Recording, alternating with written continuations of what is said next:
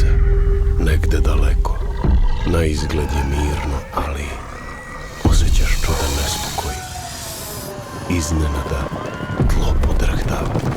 Osjećaš kako nadolazi tvoj davno znani strah i smeje ti se u lice. Pogledaj strah u oči, uhvati ga za krila i ne daj mu da poleti.